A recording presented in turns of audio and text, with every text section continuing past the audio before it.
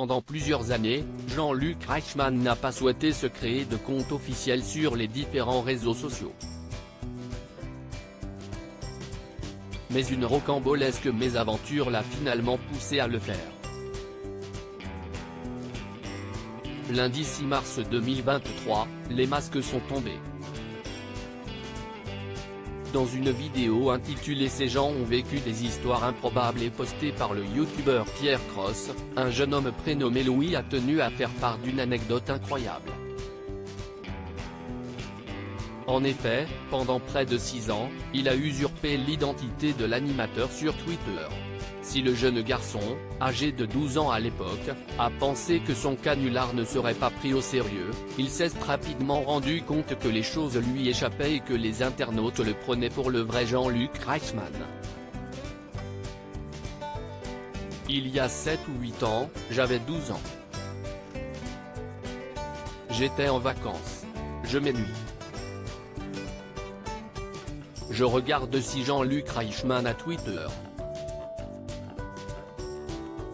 Il n'a pas Twitter. Donc, je me dis qu'il faut lui faire un compte. Moi, ça part d'une bonne intention. J'écris bien compte parodique. Le compte s'appelait Jean-Luc Reichmann et l'arrobase, c'était Luc Reichmann, commence-t-il par expliquer. Rapidement, le jeune adolescent voit son nombre d'abonnés exploser. Moi, je pars du principe que j'ai écrit compte parodique.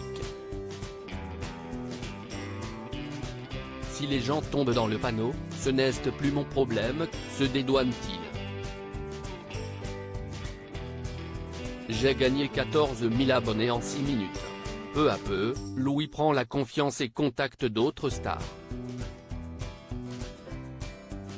Un soir, je décide d'écrire un tweet pour Pascal Obispo.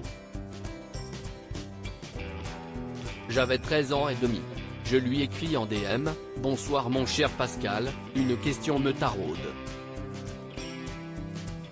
Avec quel produit vous lavez-vous les cheveux? Du shampoing ou du gel douche ?» Et là, Pascal Obispo bloque Jean-Luc Reichmann, explique-t-il avant d'ajouter qu'il a également contacté Jean-Pierre Pernaut et que celui-ci lui a répondu. Sa crédibilité gagne tellement de terrain que même Cyril Hanouna et la chaîne TF1 tombent dans le panneau.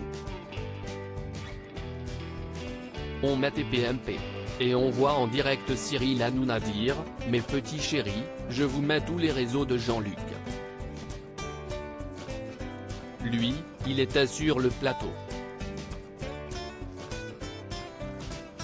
Mais si estime mon compte Twitter qui est apparu à l'antenne de TPMP devant Jean-Luc Reichmann.